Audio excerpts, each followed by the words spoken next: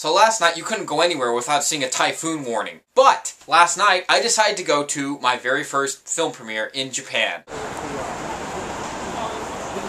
I went with my friend Norman England. Norman England is very well known for his role in being on the set of a lot of Godzilla films. You may have seen him in some Godzilla films. Biga? What's really cool with going with Norman England is that I got to get the special staff sticker. We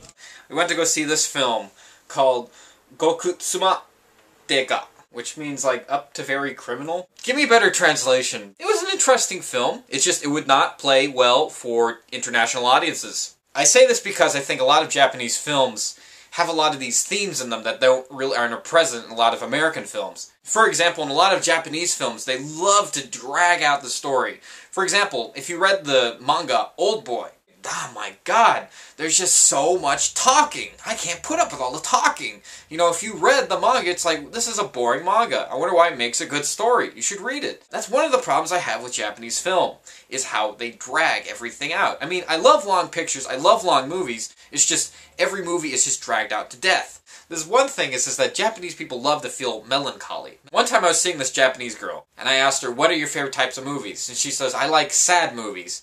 I really want to see a sad movie. It's like, what do you want to do? Do you want to say, I want to be sad? I think one of the reasons why Japanese films suck when they come to America is because they do not want to show realistic themes in their films, generally.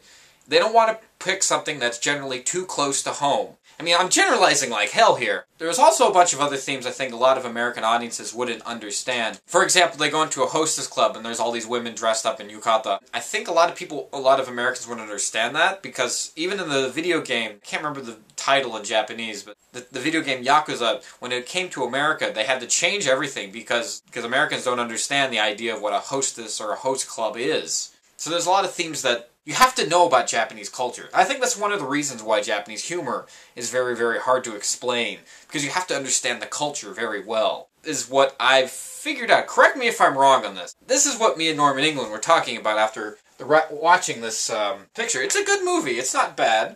Like I said, the beginning of it is it drags a little bit, but there's some good action and violence for a low-budget film. The Yakuza character, the tattoo looked a little fake, but, I mean, one thing that always translates well is, like, action and sex. So, this is just my opinion. If you have a different opinion, please write something in the comments below.